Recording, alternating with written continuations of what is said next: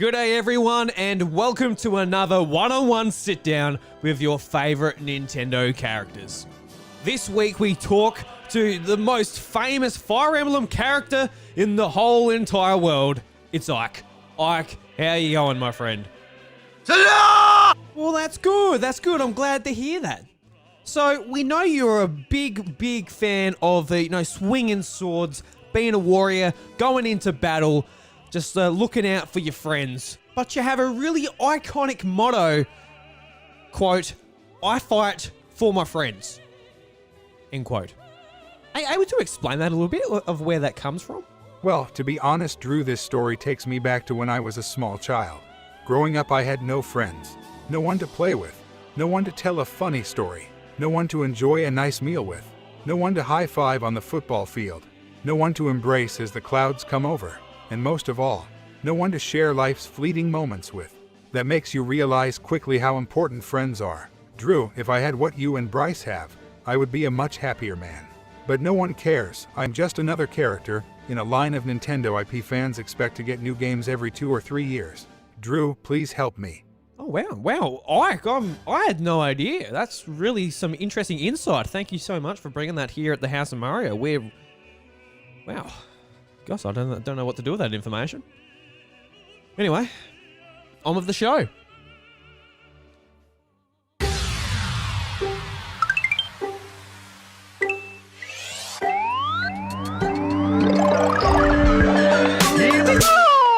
Good day, everybody, and welcome to the House of Mario, the South Australian Nintendo podcast that is backed by a 120 Power Star rating. I'm your host, Drew Agnew, and the doors to episode 190 are open. This week on the show, we're talking about bloody goddamn more Switch Pro rumors, but they're getting close. Hopefully, this is the last week we want to talk about them being rumors. And in the future, they'll be real. It'll be a real device. That's what we're hoping for. We are hoping for that. And we're also talking about Sonic, Dragon Quest, and some Pokemon release dates. And to talk a little about that is my best mate. It's the big old Bryce DeWitt. Hello, how are you, my friend? I'm good, thank you, man. How are you? Good. It's a nice shirt you're wearing today. Yes, I got this a long time ago, and at AvCon, like in 2013 or something.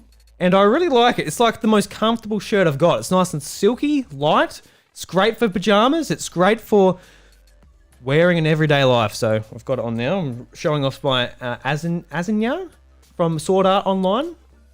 Yeah. I haven't watched it for a long time. I'm like, oh, what's her name again? Azanya? Asuna. Yeah, Azanya. Who am I thinking of there? You are thinking of Kaon. Kaon, yes, I am. I am thinking of Kaon. You are. Azanya. Dead on, yeah. She plays the was she lead guitar or was she bass? No, she was mentoring. Yui was mentoring her in lead guitar. Yeah, that's right. Oh, I miss Kaon, Bryce. Why do I have a Kaon shirt on? Apparently I thought I was wearing a Kaon shirt. Kaon was good, man. It was good. It was comfortable. It was comfortable. Yeah, it was great. It was a comfortable show. That's what it was. Comfortable show, comfortable shirt. Yeah, that's right. That's exactly right. Yeah. I have a good shirt on here too. Oh, look, let's have shirt reviews. Who is the best shirt?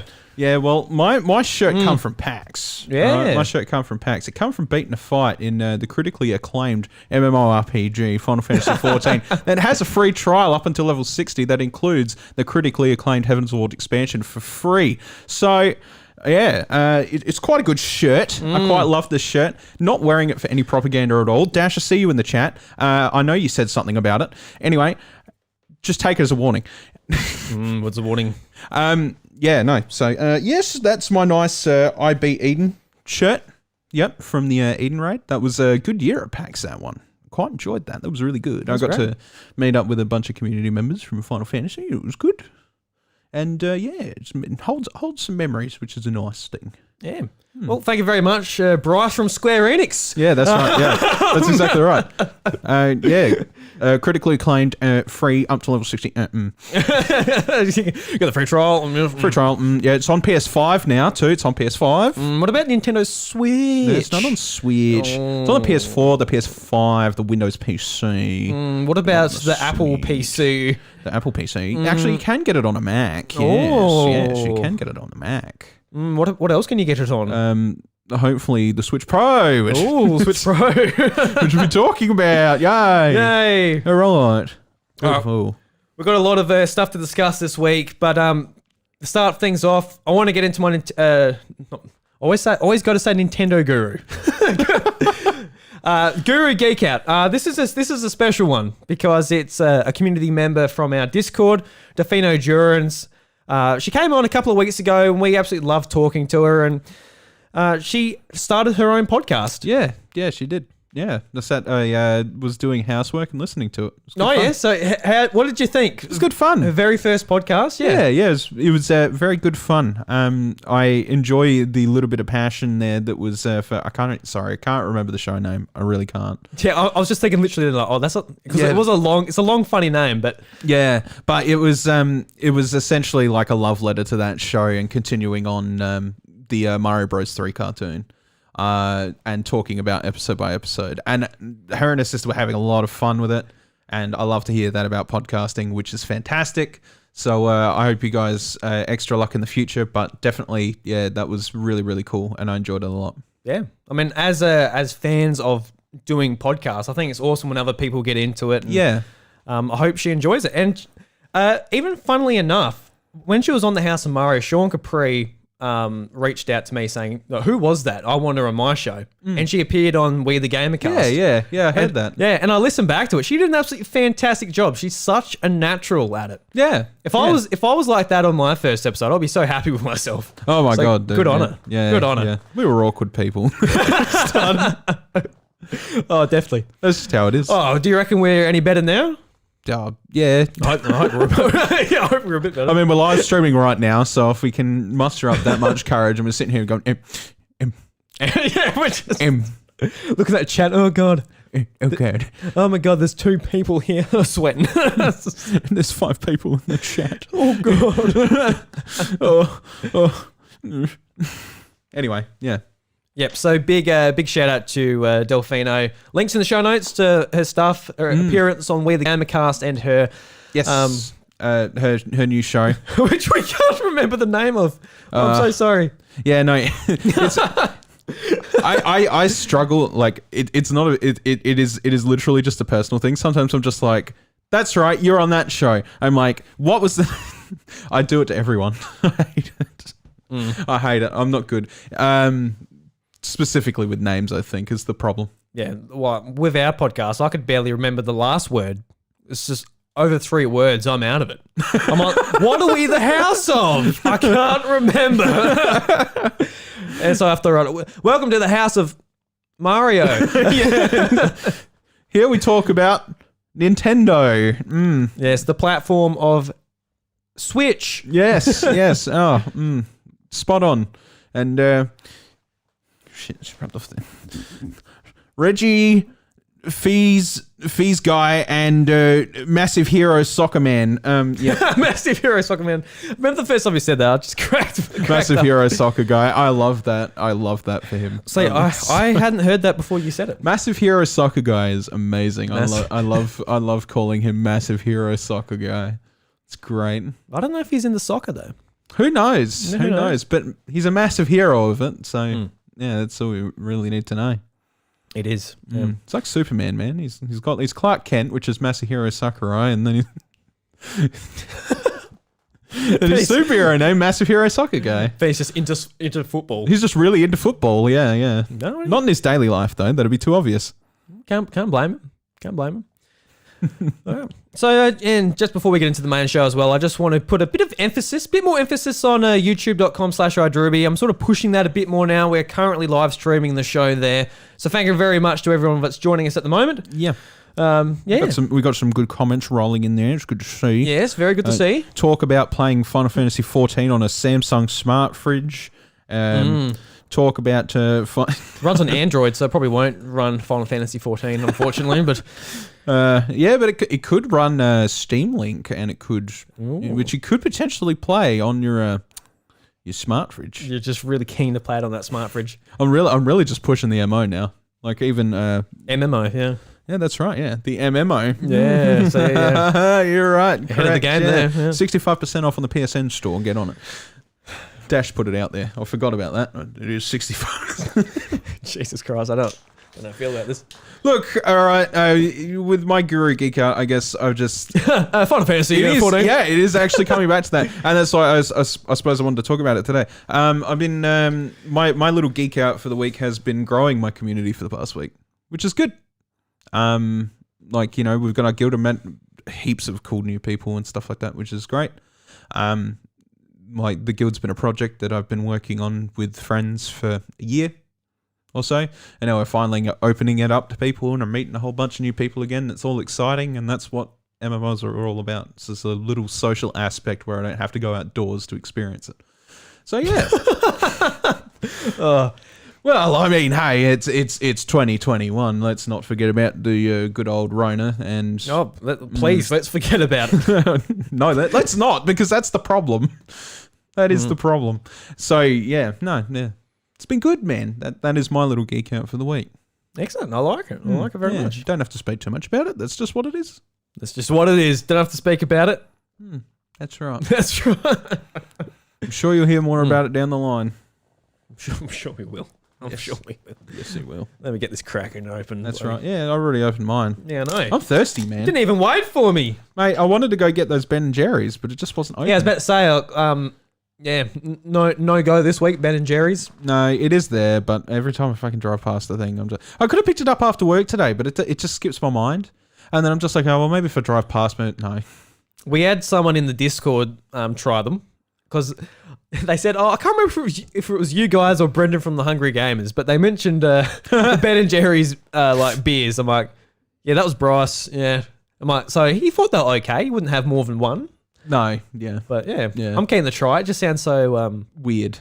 Yeah. And I mean, I got one at home waiting for me to try it, but I don't know whether I want to wait and leave it for the show or whether I want to drink it at home or... Oh, you got to leave it for the show. You got to make it into the content. Yeah. Split the can with me. Split the can. Yeah. Jesus. Yeah, come on.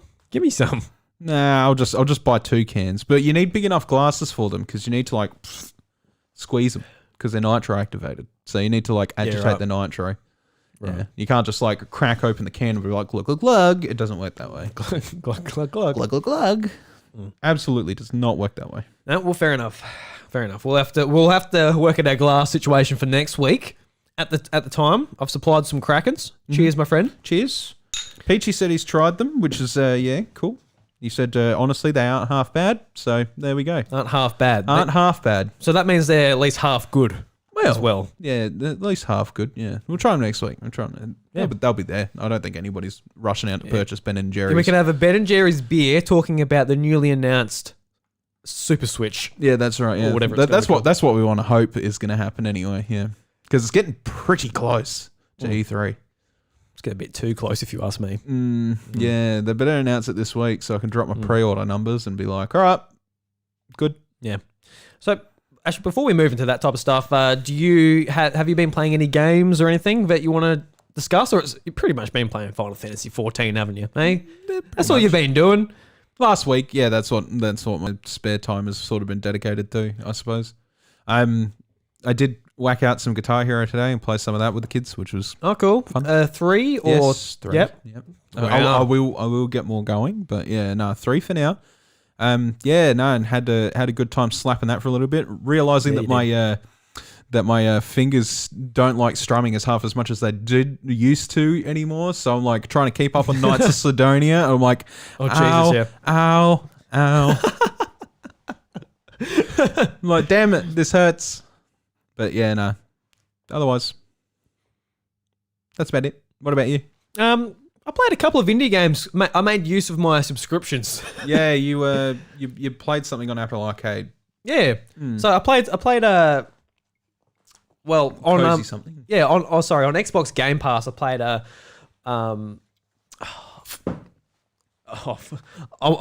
in my brain it's called Monster Sanctuary. But I think it was called Monster Sanctuary. I'm gonna have to look that up. But basically, what this game is it's a monster collecting game crossed with a Metroidvania game. So think Pokémon crossed with a Metroidvania, and you're going around as a monster, basically like a tamer, going around, and you get a choice out of 5 monsters as your pretty much your starter Pokemon based on the 5 elements. Right. And you go around and you come across other monsters, and once you touch them, it turns into a turn-based battle. And just off the bat, it caught my eye straight away. I'm like, oh, when it came onto Xbox Game Pass, I'm definitely downloading that. That sounds like something I'd be really interested in. Sort of I always thought that sort of mixture of genres would be an excellent idea for a game, and someone out there actually made it, which is really cool. Yeah. So the battle system's really cool as well. What are you smiling at? Nothing. Just thinking. Just thinking. But What? Just so you're staring. So no, I'm just thinking back to the skit. No, keep going. No, fair enough. Funny skit, man. Jesus. Yeah, so the turn-based battle system, it's what you would probably expect from an RPG. Every move you use uses mana, and you're able to sort of upgrade your attacks and your mana and that through skill trees and stuff. And it's just really cool. There's a rating system as well out of 5 stars, and how the battle system works as well. It's sort of this is on top of maybe what you would expect in something like Pokemon, whereas each turn you're aiming to rack up combos, and based on how many combos you get each turn, makes it how much of a ranking you get at the end of that match. Right. And that affects your rewards and drops at the end too. So it sort of encourages you to be paying more attention. Because a lot of the time, there's a bit in there where you got to grind a little bit to grind up to do the first challenge. Mm-hmm. And how the challenges basically work is they're called they're the monsters called champions. So they're wild monsters, but they're a bit stronger. And it's just a really neat game. I played it for about a couple of hours until Chantel got home and wanted the TV back. And that was a really weird experience because I got this nice big Xbox Series X, and there I am playing the most basic possibly looking game. And it made me think oh, do I want this on Switch? And I had a look on Switch. It was on sale for $20 Australian. Yep. I'm like, oh, should I get it? I'm like, no. Save your money. Make use of the money you're spending on your subscription. That's all right. Yeah. So, but it's just it's just having it on an actual console. I can't take in handheld mode. It makes it a bit awkward because I do want to just sit there and mash A and grind up a bit and explore in that. And don't know. I don't know if I'll be back to it on the Xbox necessarily. Just it seems weird hogging the TV from Chantel just for that. Yeah. Well, it's kind of a situation I'm in where I never get my TV anyway. Yeah, right. It's always in use by the kids or Jade or what have you. Occasional times I will just overtake it and be all right, I'm playing things, but it doesn't happen very often. And it only happens with something that, isn't on the Switch, I suppose. Yeah. It's on literally anything else. But yeah, today was a case of all right, I'm slapping some Guitar Hero. Did that after work. I'm all right. Damn it, kids, I'm slapping this guitar and there's nothing you can do about it. Yeah, etc. But I suppose the good news today is that after my whole TV snafu, I got a screen protector today. I got custom made. I put that on the TV. I'm at peace. Never again. So I'm glad to have that on there, and now I'm not so phased if the kids want to play Wii or something like that. It's just a little bit of extra security. They fluffed around a little bit on Galaxy 2, which I opened for them today. Oh, cool. They enjoy it? Or just jump around and fluff around? They had fun. That's pretty much it. Evie's sort of finding her roots in the games through Flash games now. So it's sort of she's more curious about how to play things and stuff like that. And she really wants to play Let's Go, but I'm God damn it, I already thrown that game out the window. All right. Gonna have to consider that again. You've traded the in-have, I got rid of it ages ago. I've got a copy you can borrow if you want. Oh yeah, and there's that too, I suppose. Yeah. You had an extra copy from Nintendo. I did. I got a physical edition. Thank you to them. Yeah, that's right. Back in the day. That's right. Yes. But yeah, so she's becoming more interested in that type of thing anyway. So yeah, something I'm gonna put forward and see if I can get her to play that, and yeah, should be good. Yeah, I'm sure she'll love it. That is a It's a pretty good game. the perfect intro for a small kid. Well, that's right. Yeah, it's just like as somebody that's played Pokemon many a time before, I had had no real purpose for it past the initial yes, that was a good Kanto romp. But yeah. And the game was called Monster Sanctuary. I was always calling it something else. When I finally got it right, I'm like, was it right? Yeah. But yeah, Monster Sanctuary. Yeah, played a couple of hours. Really enjoyed it. And the other game you alluded to, I was playing on Apple Arcade on my phone. Actually, was a Cozy Groove. Oh, Cozy Grove? Yeah, Cozy Grove. That's the one. And it's basically this game is it's very much like Animal Crossing, just smaller, basically.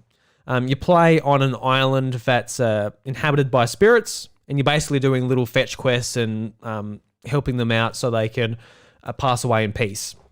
So they're like, oh, find this, and you go and find it, you give it back to them, and then it puts up your friendship level, and then they ask you to do something else, and something else, and something else, and something else, and there's probably about 7, I think, spirits on the island. It's only like a small island. You can go from each side in about 30 seconds, so it's really small and compact. And just how it sort of works is made like Animal Crossing as well. Like you do like all your tasks just in like 40 minutes, and then there's pretty much nothing to do. Like I spent about an hour and a half just setting up and figuring out what the game was, because I jumped into it because I just wanted to play a controller game on my phone. I'm like, oh well, I guess I'll play this. I had no idea what it was going to be. And I jumped into it and just really, really enjoyed it. It's got a beautiful art style, and the characters are so charming. Just every single character has its own dialogue, and it's just really, really, just a really charming game. So it's something good as well on my phone. Like if I've got 40 minutes or whatever, I'm like, oh, well, I've got this to play on my phone rather than, getting the Switch out or something like that. Yeah. If I'm at work or whatever. So yeah, really enjoying that. If you're an Animal Crossing fan, definitely give Cozy Grove a check out, I reckon. It's about... Looked very cute. Yeah, no, it's really cool. It came out a few months ago. It came out first on Apple Arcade, and then I did notice it when it came to Switch, because I'm like, oh, it's that game. I finally gave it a go. Really cool. That's good. Thank you, Bryce. Fantastic. Yeah. Well done. Drew played a video game. I played a game. Yeah. And I talked about it on the show. Oh my God. My God. Oh my God. All right, Bryce. Let's get into the news. The news. Is that all? I am Mike from Fire Emblem. My body is still. All right, Bryce, it's been a hell of a week for more Switch Pro rumors, and my God, it's got me excited. Holy shit, has it been a huge week. It's got me excited, Bryce. I got to be honest with you, mate. Yeah, that's the thing, is it's sort of creeping up very close now. Oh, she close. I can smell it behind me. And I think the absolute kicker was the Amazon leak, without question. For those of you that don't know, there was like a minor Amazon leak on Amazon Mexico. Yeah. Well, I'm going to break down the story for everybody that hasn't been following. For like, oh, Nintendo Switch. Exactly. What's this all about? Yeah. So I have brought up Bloomberg's article, but they want me to pay for it. So we then go to The Verge that summarizes up what they said. So from TheVerge.com, the title is Nintendo's OLED Switch could come in September, and the article reads, Nintendo could release its heavily rumoured new version of the Switch in September or October, according to a report from Bloomberg. Manufacturing is reportedly planned to start as soon as July, and Bloomberg says the system may be announced before the E3 trade show, which kicks off in virtual form on June 12th. As Bloomberg notes, an announcement ahead of E3 would allow third-party publishers, as well as Nintendo itself, to show their games running on the new hardware. This version of the Switch is said to be more powerful silicon from NVIDIA that works both with DLSS technology, allowing for 4K output to a TV. It also reportedly has a 7-inch OLED display sourced from Samsung. Bloomberg says that Nintendo suppliers are confident in their ability to fulfill orders even though there's a global shortage on chips and other components. Production lines are better prepared for the potential component shakeup, and the parts Nintendo is using subject to less competition than those of their rivals' more powerful consoles. according to the report, though still warns the company's ability to meet consumers' demand won't be guaranteed. The current model of the Switch has been difficult to find in many regions throughout the past year, with increasingly demand during the pandemic, exacerbated by challenges within the supply chain. So this all started with this article from Bloomberg, basically stating that, an announcement is imminent. And we talked about this last week on the show before this. We're like, surely they're going to say something before E3 because they're just risking a leak. Like, they are. Whether it's Huge leak. anyone from EA, Ubisoft, Square Enix, whatever have you, just anyone who wants to be like, oh, we've got a game coming out and it's multi-platform and it only runs on this or whatever. There's just too much potential. And they did this with the Wii U as well, the year it came out. They did like a pre-direct saying, this is the Pro Controller, this is the updated gamepad. They got all that crap out the way, so when the E3 presentation actually came around, they could be like, these are the games. Yeah, we don't have to sit an auditorium full of people and be like, this is Here is our console. This is the controller. Everyone's like, oh, very nice, very nice. So what games we played? Not much. Not much. Video games. Video games. Yes. You remember Counter-Strike Children? Or, games like that never come to the Wii U in the end anyway. Remember when that was announced? I actually do. That's Counter-Strike was announced to the Wii U. It never even touched it. Never even came to a console. No, it did. It did. Oh, did it? Counter-Strike, yeah. Counter-Strike Go came to consoles. Yeah, it did. Did it? Xbox 360. In fact, I bought it on Xbox 360. Oh, there you go. Yeah. But it never came to the Wii U. No, well. And that's the worst part is they were citing Counter-Strike Source, not Go. So it was the iteration before. Yeah.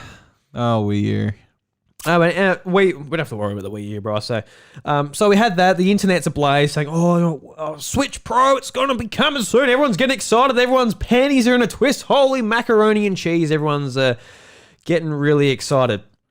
And then some other industry insiders also sort of put their 2 cents in, saying, "Oh, we've heard the same sources, yeah, so we can clarify this." Mm-hmm. And industry insider Emily Rogers backs up Bloomberg's report about the Switch Pro, and this was actually pretty funny. I saw this on Twitter. Emily Rogers. Yeah, Nibble.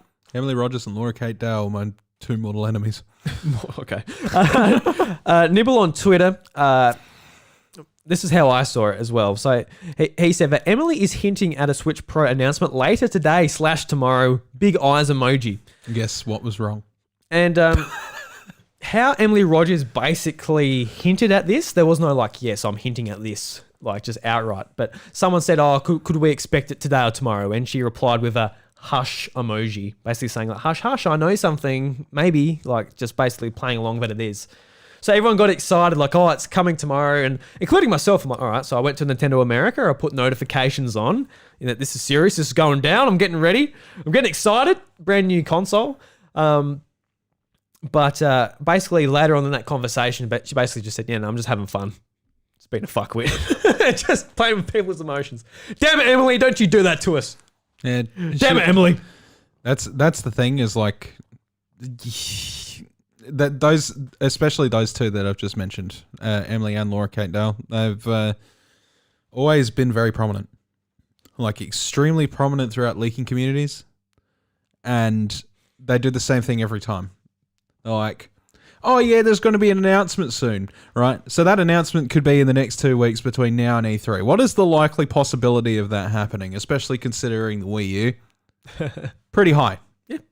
So telling me that, like Emily Rogers said this or Laura Kate Dale said this, they pretty much just go based off mostly prior knowledge and maybe a little bit of insiderism, but chances are it's probably just a very well-educated guess. Yeah, like, of course, because if someone said, oh, they're going to release it within, or the announcement within the next week, I'll be like, and I predict it's tomorrow, because tomorrow is a Thursday, and... they don't want to work as hard on a Friday, so it's going to be on a Thursday. Yeah, exactly. Yeah, like it is 100% an educated guess. You are pretty much like a lot of as we've sort of like talked about leading up to this, like with the Samsung screens and all that. That's all stuff that had been earlier. You know, so it's not like the information isn't pretty much already out there for what it's worth. And then what everybody's this is probably the most dangerous part of it, and that is expectations, I guess. Oh yeah, this is Like, oh god, oh god. Everybody's expecting this thing to use SDLSS, I believe it is, which is NVIDIA technology. They've just started putting in shields. Yep. And that, you know, helps the graphics processor learn what needs to be where, like, pre-hand, so that it can upscale it. And yeah, like, you can't guarantee that that's going to be in the next console. Is it likely? Yes, but a lot of these are just speculation at the moment, because at this point in time, it's educated guessing.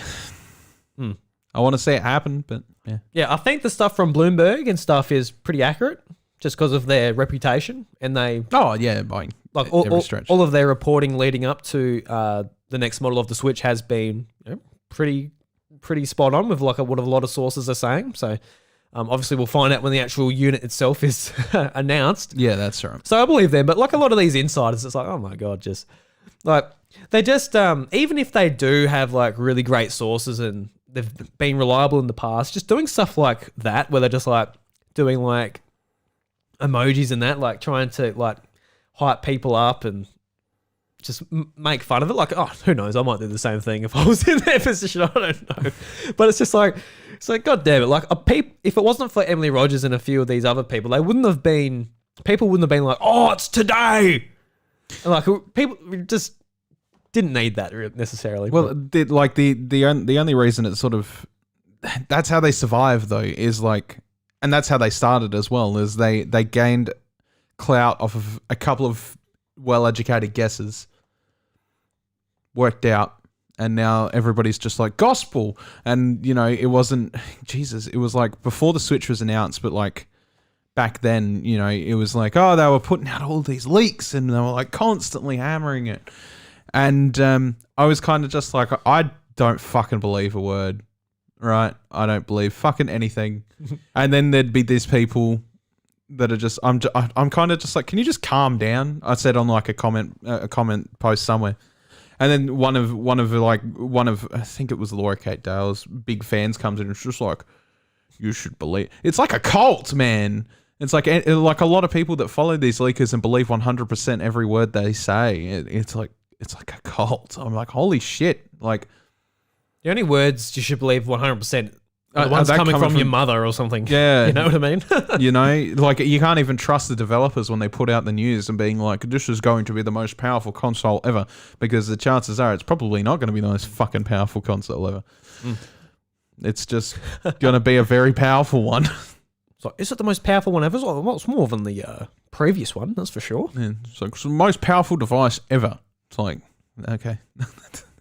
And that's until China releases a knockoff like next Tuesday or something. Fucking those powerful China consoles. blows it out the water or some bullshit. No, yeah, it's just an example. Like, yeah. But yeah,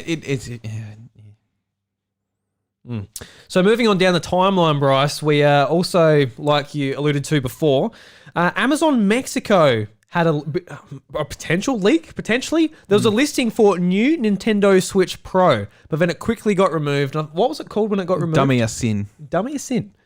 So this was another sort of funny thing that happened as well, because I was like, is it called new Nintendo Switch Pro?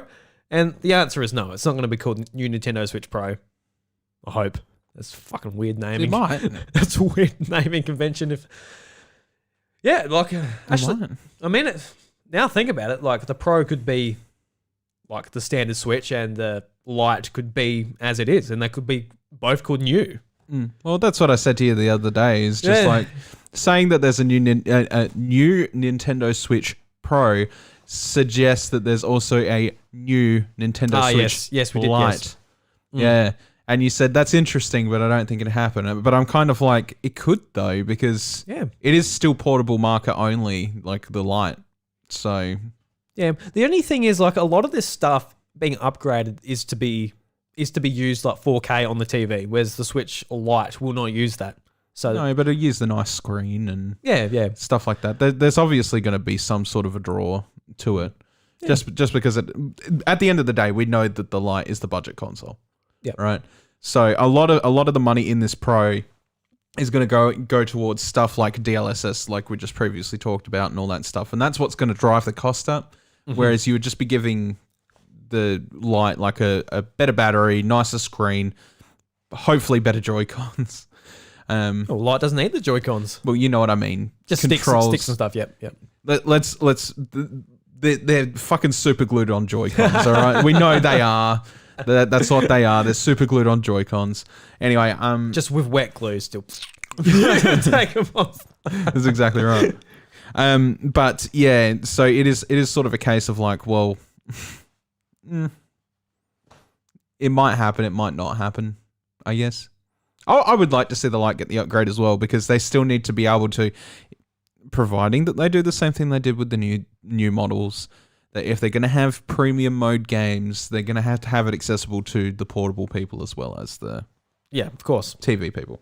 No, I think it would be a mistake, definitely, if they do exclusive games. Yeah. Oh yeah. Shit. Yeah. Yeah. But it's kind of chicken or the egg, because we don't want exclusive games, but at the same time, whether there's titles from third parties that just won't run on the current Switch, but potentially could on the other Switch. Do you just not want those games to ever exist, or do you want them available to at least like the hardcore that bought the brand new shiny thing? Oh yeah, that's right. So it's kind of a hard thing. Like personally for me, I'll be buying it, and if they say like, oh, the original Red Dead Redemption can now run, we're going to be putting it exclusively on the new Switch because that's all it's going to run on. Do you just say, oh well, it's not available to them, so we don't want it, or? I'd be right into that shit. Yeah. Give me Red Dead Redemption on the Switch. Yeah. Because we don't know what the power of this thing is. It might be significant or not that significant, but if it opens the doors to ports that are a bit more taxing, like GTA and online games like that we would like to see on Switch, don't know. Can't really complain. No? Well, you can. Well, okay, you can complain, but like it won't be a variable difference like it was like we were discussing the other week. Like, oh, the new 3DS can run SNES games. Yeah.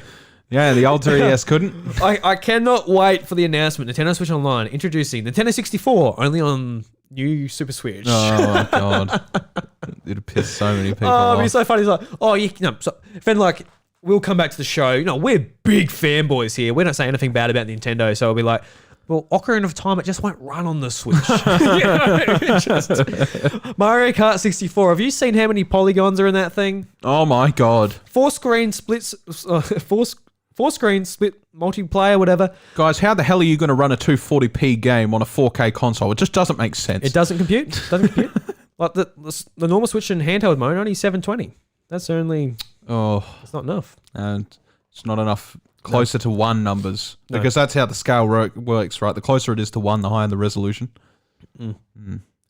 Yeah, so a lot of fun rumors this week. I don't know. I'll be curious to know how relevant this conversation will be for how many days, because it will be happening over next week, or if they really want to cut it fine, they can put it into the next week too. Probably like midweek, the week before. That's still pretty potential timing. Yeah. It's not too late necessarily. It gives a few days when the companies can do their things. I just want it to happen, man. I just want it to happen. So do I. That's what matters to me. So a couple more sort of rumors about the features of the next Switch also came out. Yeah, some of these were quite interesting actually. So I read this from Nintendo Life to sum it all up. And the article reads, with reports suggesting that Nintendo will lift the lid on the Switch Pro prior to E3. The web has been eagerly waiting for news. And with that in mind, we've gotten some more unofficial details from Spanish website Vandal. This information comes from a Chinese accessory maker, and Vandal's track record is decent, but keep in mind all of these are rumor at present. According to the site, the Switch Pro will be a similar size to the existing Switch, but the OLED screen will be around 7 inches from corner to corner and almost no bezel around it. Current Joy-Cons will remain compatible with the new model, but annoyingly, the annoyingly and flimsy kickstand is gone. In its place is apparently a Microsoft Surface style flap, which presumably makes for a sturdier tabletop gaming. And the micro SD port sits behind the flap, and it's easier to access this time around. When it comes to the dock, the report claims that it'll be slightly thicker than the original, but offer two USB I love US boy. USB 2.0 ports and an Ethernet port. Ooh, wouldn't that be exciting? That is interesting, yeah. Just treat us, Nintendo. Put an Ethernet port on a console. The latter will come in a very handy for the demand of the lower amount of latency when playing online. And so that's the end of that article. So it just sums up a few points there. I reckon that all sounds pretty good to me.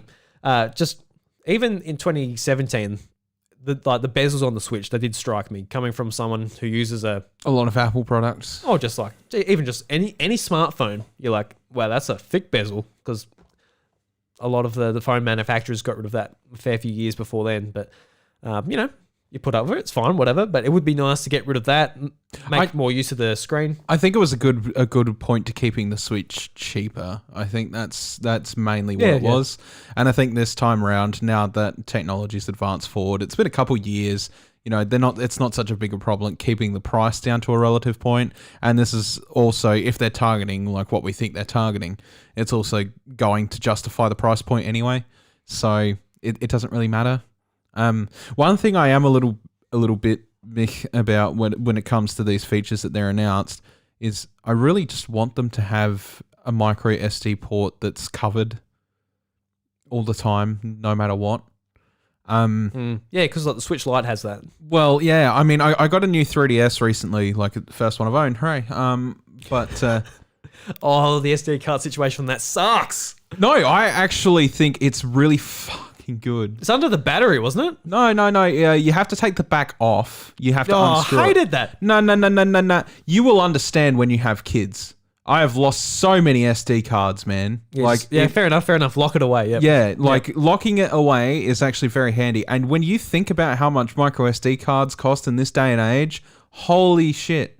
They're pretty cheap. Well, they're not cheap if you want to go and buy a 512. You're paying a couple $100. Yeah, well, it's not like fucking walking into fucking Kmart and buying a portable hard drive for fucking like a 2 terabyte one for $70 and putting it on your Xbox. We've found Bryce's sweet spot here, everyone. We've found his pain point.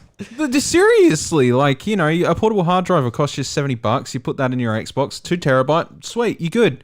Fucking micro SD card, $250 for a quarter of that size. That's not cheap, man. No, well, you're not doing that with the new consoles. They don't support external hard drives anymore, but they do. Yeah, they just don't for the new games. Yeah. So if you want to install previous generations games on the ones you want to play, portable hard drives, don't support the ones you want to play. Well, yeah, but you know what I mean, though. You can just leave that dedicated hard drive space that's already on the console to the new games, and then you can, because the thing is like with a lot of the new generation at the moment, is a lot of it's being either backwards released or there's games that aren't getting an upgrade, and there's always good options there. There's only like a handful of next generation games. That's right. So like the option is there, sort of thing. But like here, where the micro SDs are fucking over $200 for the biggest size you can possibly own, and they're so small, so they're very, very easy to lose. I think having them under a screwed back is actually like phenomenal. I think that's great. That it means absolute utter safety.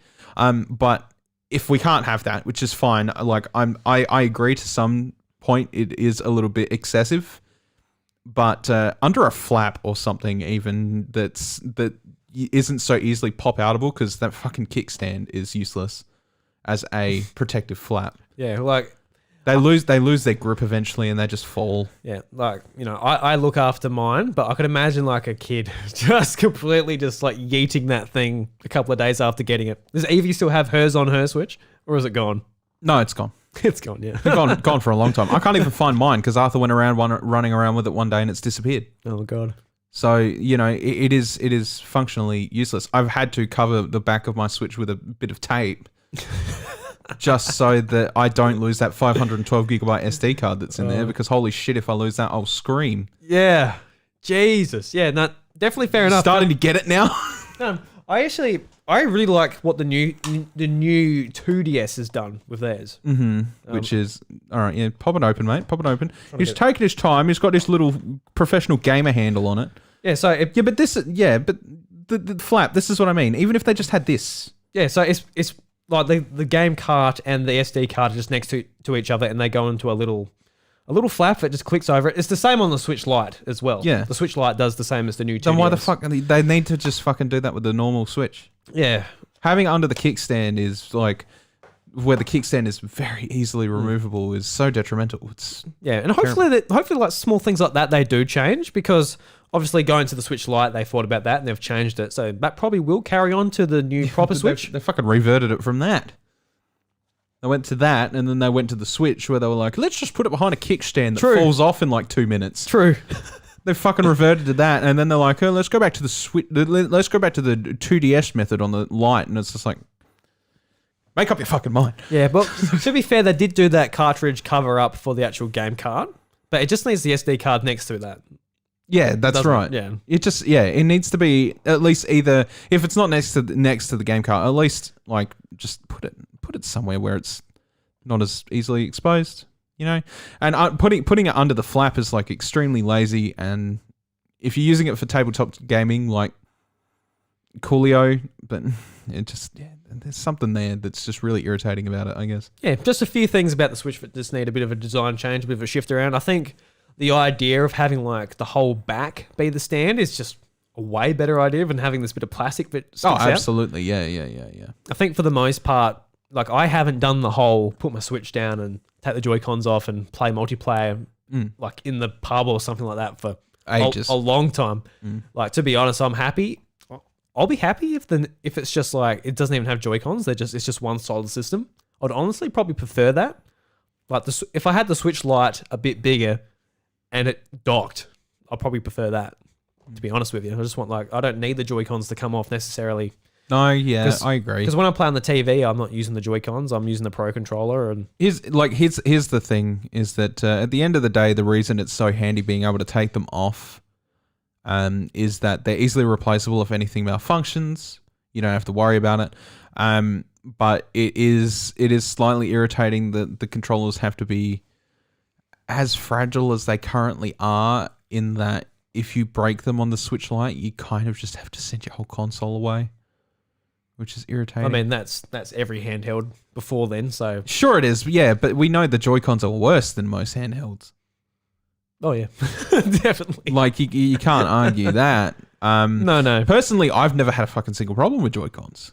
I don't think you've had a single problem with Joy-Cons, even with the ones you went through the wash. Yeah. That had a broken LED light and that was it? Yeah, the LED stopped showing up, but the controller worked. But the controller works. So, like, at least in our cases, we've never had any problems with the Joy-Cons, but we know that plenty of people have. Just lucky, I think. Maybe.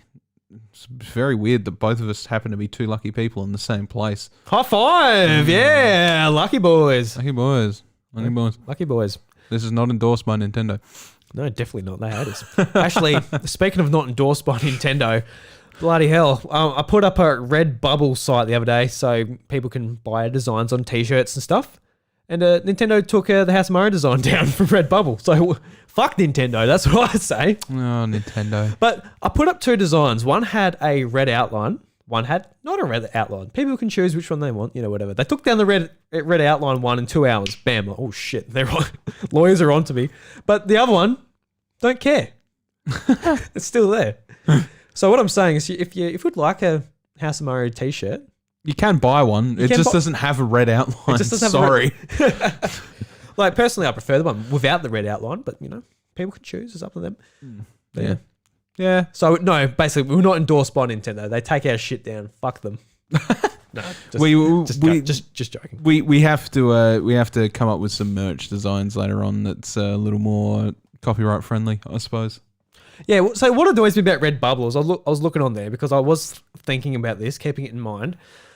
People literally, there's just like, they go to Nintendo's website, they take their art, and they put it onto Redbubble, and there's just heaps of it. I'm like, oh, I should be fine then. I'm not literally taking their art and selling it. Ours was made by somebody. But literally 2 hours. I'm like, Jesus Christ, boys. You're good at your job, and I hate it. yeah, that's right. Yeah. Nah, we'll make some more merch-friendly designs and get them up on there eventually. Yeah, that sounds good to me. Yeah. You're the one who's into your drawer, and draw us a nice picture of Yoshi doing a backflip? I can't. Why not? Because it'd be fucking taken down. Draw us a picture of me. Yes. All right. There you go. Yeah. No, we'll figure it out. Yeah. We'll have a look into it. We will. Anyway, yeah, that just reminded me. It's just endorsed by Nintendo. I was like, oh, God, no, we're not actually. Not quite. So before we move away from the Switch Pro for a little bit, Bryce, is what you're hearing pretty much what you're after? Or are there some things like, I really hope it has this? Obviously, apart from the flap to cover your SD card. I think I'm pretty much fine as long as it. I just want it to provide a nice, clean experience with a nice premium feeling console, and I think that's pretty much what most of us expect anyway. I definitely hope that too. I just want a nice, sleek, modern feeling Switch. I don't really care about buying Pro Edition consoles whatsoever, but with Nintendo, I'm willing to make an exception. But with the Series X and the PS4 Pro, I was kind of like, yeah, whatever, man. Do you? But with the Switch, being something that is already sort of low on power in comparison to the other things, any bit of extra power it can get to run things better is good. So yeah, I can't wait. I'm honestly really excited, and I think I'm excited as I can be for a new system, because if Nintendo was saying we're making a brand new console, I'm like, oh please, I'd be like, please make it a hybrid still. Don't move away from it. So just hearing that's we're making a new one. It's going to be better. Cool. I'm very excited for that. Yeah, that's good. Yeah.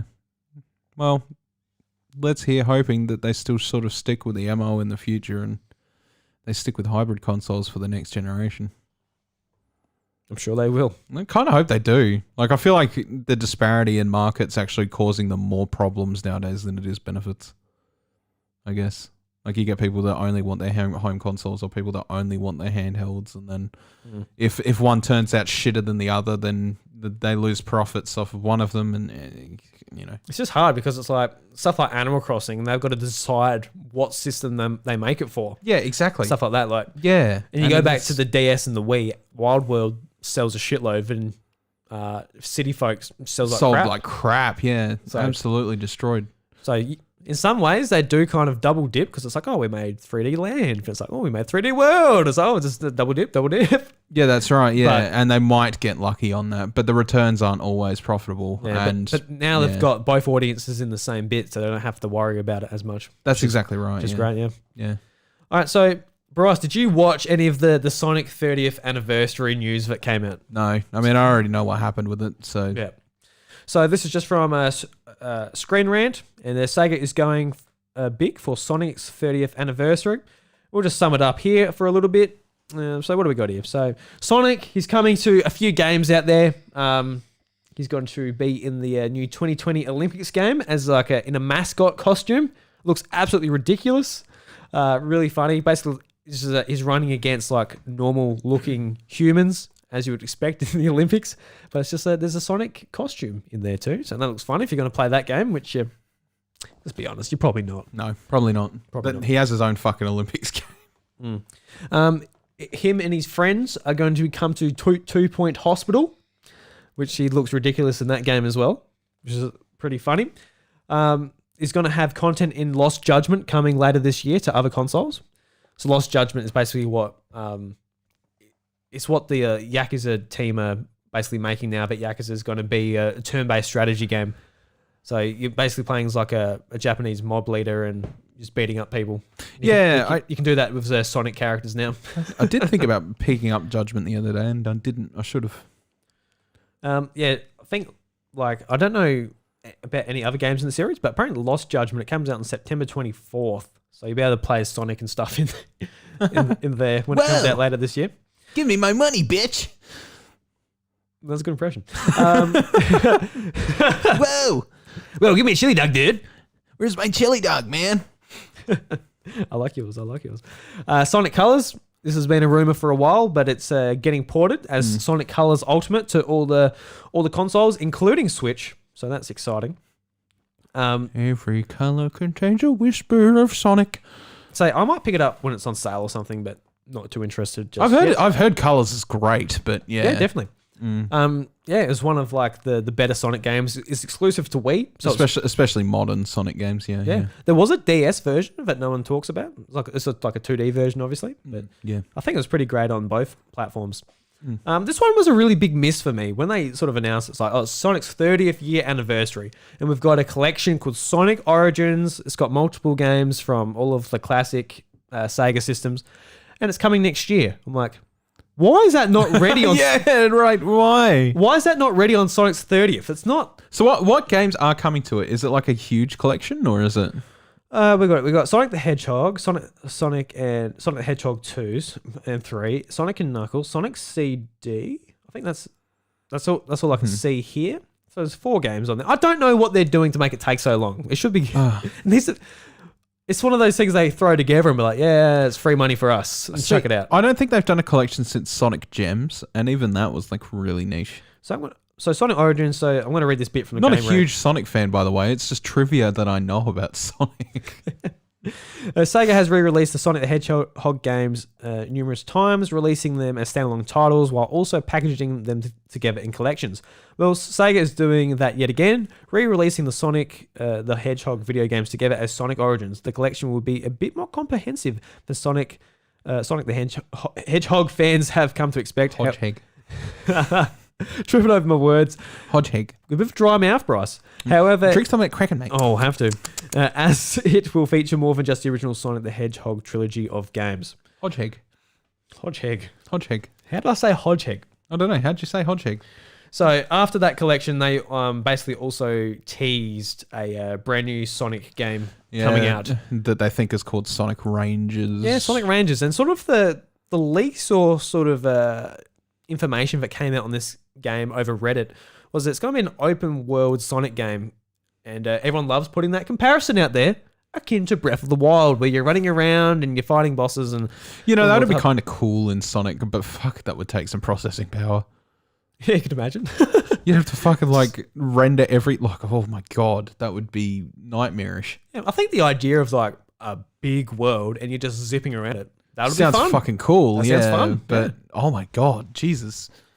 Ew. Yeah, they also announced like a Netflix series for called Sonic Prime, based off Sonic Mania, which will be cool to watch for free if you got a Netflix subscription. And also Sonic games that come into cloud, including PlayStation Now and Google Stadia and blah blah blah blah. That's bullshit. There's a lot of shit that's still going to come to Netflix this year, like the Cuphead cartoon as well. It's supposed to be due this year. Yeah, those guys take forever to do anything. So yeah. To be fair, though, I reckon that'll be fun to watch, the Cuphead show. Oh, well, it's beautiful animation. It's full of character. It's going to make an awesome cartoon. Oh, absolutely. Yeah. Even just watching like the pre-renders of that and stuff has been pretty cool. They've put up like a couple of them, I think. Yeah, looks really fun to watch. Yeah. Yeah. I mean, like cracking into Cuphead a little bit with Evie. I suppose I never really talked about that at the start of the show, but I bought Cuphead for her because she's really into that. Like, she's really into, like, that old Disney aesthetic. That's awesome how she's like, that's the game I want to play, Dad. And you're just like, oh God. It's going to slit your arms. We made it through the first... Well, I made it through the first time with her. Providing a little bit of assistance in the beginning of each fight before dying, and then me trying to rescue her while also maintain me killing things. And I'm becoming a better gamer for it. Do you like Cuphead? Oh yeah, it's fun. I think it's awesome. I love Cuphead. It's a great game, but oh my god, like the fact I got to collect all those contracts and you have to do it on the regular mode to do it makes it very hard to do with somebody who's co-oping with you and shares your damage. Whoa. So I'm having to dodge a hell of a lot more just to finish a fight. I mean, that'd make a good let's play series. Just like I play Cuphead with my 5-year-old daughter. It's just like everyone's like, oh, click on that. Oh wow, okay. So how does that go? Not great. It's been pretty good overall, I suppose. And I'm a lot more interested in it now that I've had some more had some time with the game. I guess a few years too late, quite obviously. Right? You know, there's no short of a lie about that. But it's okay. You don't have to get to games as soon as they come out. No, it's all right, man. That's right. But if it weren't for her, I wouldn't have even touched it. probably, because at the end of the day, like, as cool as it is and as fun as it is, doesn't hit my aesthetic quite well. It's not fun. It's not Final Fantasy 14 at the end of the day. Oh my god! It's not an online MMO. That That's right. Yeah, the critically acclaimed Final Fantasy 14 that has a free trial all the way up until level 60. Yeah. Including the Heavensward expansion, which is considered their second best expansion, mate. That's pretty big. Yeah, so just while we're doing this episode, I actually just signed a contract with Square Enix. Square Enix. Oh, by the way, it's also got Australian servers coming early next year. So, yeah, that means no more lag. No more lag. Isn't that gorgeous? Actually, I thought the lag was actually a really great characteristic of you still play with the lag if you want, mate, because they're also bringing in data center travel, which means that you don't even have to play on the server that you're assigned to. You can play on North America, you can play on Japan, doesn't matter. Isn't that just fucking gorgeous? It is. Fantastic There you stuff. go, exactly, there you go. Thank you, Lord and Saviour, Square Enix. Square Enix. Yoshida-san, you the man. Don't fuck up 16. I'm sure you do a great job. You are certainly a man. Oh, you'd love that guy. I reckon. You'd love that guy. I would if he wasn't making an MMO. No, he's making 16, man. I know. Yeah. I'll probably play 16. He's fucking good. Yeah, no, he's really good. He listens to his community. He's fucking brilliant. And he's got like Reggie levels of meme in that community. Oh, you had me at meme, Bryce. That's right.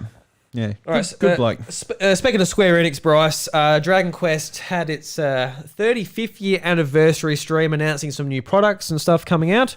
It was all Japanese-centric, no platforms or dates announced, especially for the West, but there were some interesting tidbits in there. So there was a match 3 puzzle game that looked interesting enough. We'll skip beyond that though. Dragon Quest X Online got some new content coming out in Japan. Got offline as well. Yes, and it also got a brand new game called Dragon Quest X Offline. So that might be coming to the West. I dare say enough. it probably will. Yeah. It'd be the way to play Dragon Quest X if you don't like playing MMORPGs. Yeah. And like that's sort of I know like some people that really do enjoy Dragon Quest, but not so much MMOs. It's a bit of a blank spot for them. So it'd be good for like people like that who just want to be filled in and be able to play through the story and interact with the characters that way. Yeah. So that'd be great. Personally, my favorite announcement, I'm sure it's probably a lot of people's favorite announcements that aren't necessarily big fans, but just really enjoy Octopath Traveler. Dragon Quest 3 is getting a brand new remake, and it's called Dragon Quest 3 HD 2D Remake. And this is a remake of Dragon Quest 3 in the in Unreal Engine 4, which uses the Octopath Traveler engine, which looks absolutely fantastic. So it's remade in that style, and it looks absolutely beautiful, just like Octopath Traveler and Triangle Strategy that's coming out later on. And this is how you remake old sprite-based RPGs. Absolutely. This is how you do it. Like, I think like a lot of other Square Enix RPGs, like, you know, the Mana series and that, they've been remaking them in 3D, and they look good. They look great. But I think they kind of lose a bit of their magic and their charm, What made them special in the day. But just how this game looks. I'm not like a massive Dragon Quest fan. It's always been something I've looked at and been like, oh, I want to play. But this is definitely how you get more people interested and really make fans of the series happy. And this information actually dropped on the same day that Pokemon, the release dates came out for the Pokemon games. I'm like, man, I want a Pokemon game remade like this. Like, it'll be amazing. Like, we'll get into the Pokemon talk a little bit later, but White 2. I'd love to say that. And also another Dragon Quest game called Dragon Quest Treasures. So I don't know what this game's about, but I'll read this little blurb here. Mobile game, I believe, isn't it? Not sure. So I don't think nothing has a platform yet, so I got no idea. Eric and Mia from Dragon Quest XI's take front and center in this game as it focuses on their childhood and treasure hunting. It is an RPG, but nothing at all like a traditional one. It will have a worldwide release, but the platforms and dates are yet undecided. So cool. It looks interesting enough. Basically, the whole aim of the game is to collect a shitload of treasure. And one of the bigger announcements that kind of dropped on us like Metroid Prime 4 did a few years ago. Dragon Quest 12, The Flames of Fate, got an eerie sort of announcement trailer. Got the font got the sword slashing through the ground, revealing the lava, revealing the 12 yeah. Roman numeral. And a lot of people are saying, oh, it's a lot more grittier than the other Dragon Quests, and it's got people... Yeah, don't be sure of that yet. Who knows yet? It's only a title screen, fellas. But exciting. Whenever it comes to Switch, not sure just yet. It's running on Unreal 5, which is basically a brand new engine that's been updated, and it's been showing off a lot of tech demos recently running on PlayStation 5, Series X, and PC. So whether it's going to be able to cater to Switch as well, not too sure. No. But definitely something to keep an eye on. I think Dragon Quest missing the Switch, especially with such a Japanese audience, be kind of a miss. Like the PS5, the Japanese are not going to like the PS5 for their small houses. It's just not a thing. And the Series X and Series S, you're not going to rely on that console for that type of market. So you said it a million times before, but like the Switch is just such a perfect console for the Japanese market. Yeah, well, like it hugely, yeah, like really good. So yeah, small, handheld, fits in there under their TV nice and easily. Like it's can put it on their TV if they so desire. If not, they can just, go to bed and after their 50 to 60 hour work week. Jesus, life in Japan. Can't imagine.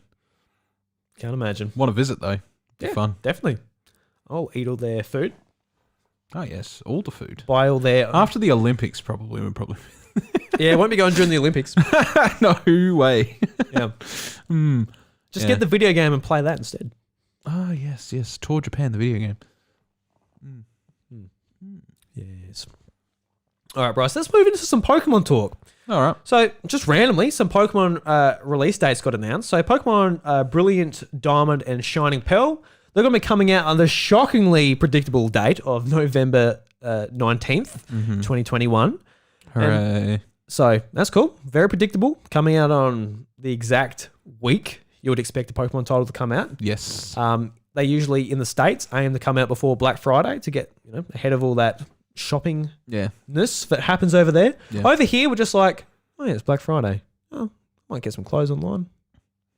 That's right, yeah. That's Black Friday in Australia. Exciting stuff. We don't kill people here. No, that's right, yeah. Well, I mean, no murder, everybody. You can. No murder. You can, but it's probably not worth it because you can just go into a shop pretty easily. Yes. Murder is bad. But I think the most... Personally, for me, the more interesting title, Pokemon Legends Arceus, that also got a release date. They got release dates at the exact same time. So that's going to be released on January 28th, 2022. And very surprising, when they said... very concerning.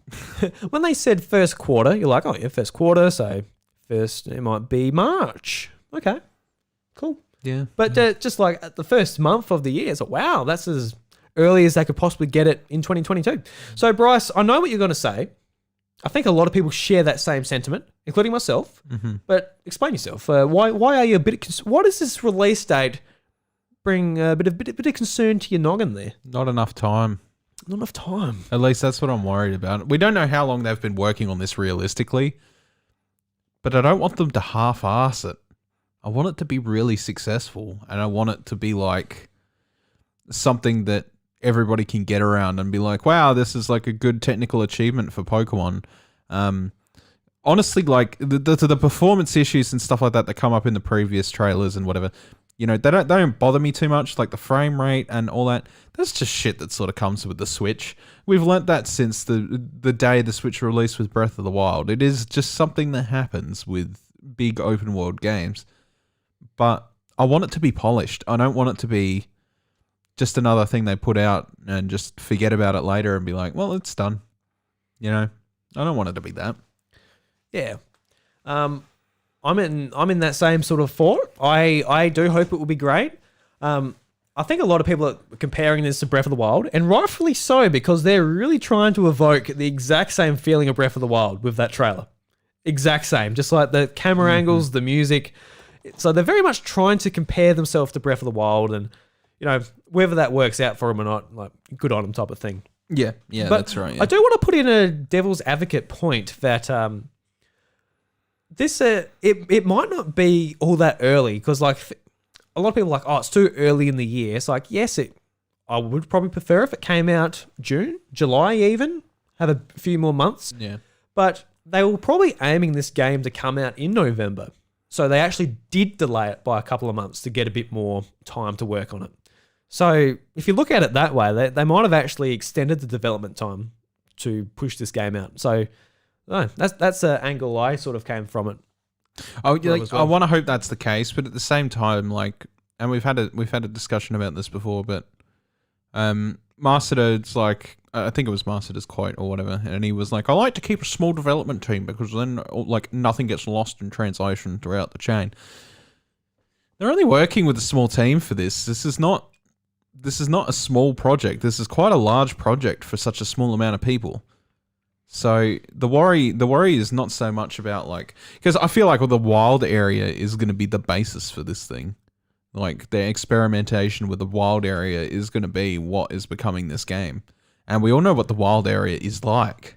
Yeah, they got better in the DLC, but They did get better in the DLC, admittedly, but still not perfect and still not something that you'd be like, oh my God, this is something that I would never like to see them improve on. It is perfect. It is. Yeah. Everybody had complaints. that's the thing though. Like, are you looking for a good, fun open world Pokemon game, or are you expecting a studio attempting a brand new concept for their series and nail it on the first go? I don't know. Because you said perfect. Like, are you expecting perfect?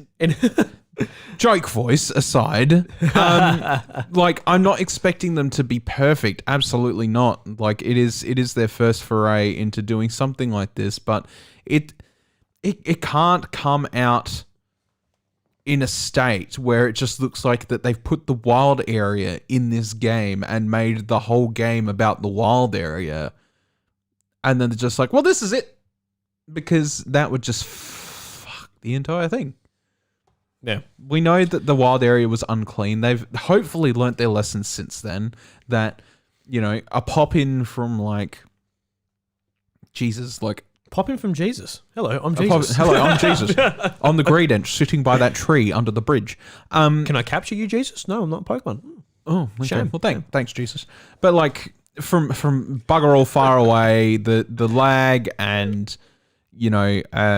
Just the stuff like that, I guess. Like, if the main priority focus of the game is this big open world and you're going to have this shit running around, like, I'm really hoping that they were like, Monolith, help us. Yeah. Like, because that's what saved Breath of the Wild's ass, like, immensely, because Monolith know how to make absolutely huge, gorgeous worlds without chunking resources. Yeah. Because they did it with Xenoblade. Yeah, and we know that X. Monolith is a great support studio for Nintendo, working with Breath of the Wild and other Nintendo games. Mm-hmm. Game Freak moved into the Tokyo studio, and why would they move into that workspace if they weren't going to collaborate a little bit? That's what you would want to hope, yeah. And when this happened a year or so ago, this would have been in the middle of development time, presumably. That might have been the focus of that might have been the reason. Move. Yeah. So, you know, a lot of people are just making assumptions, and rightfully so.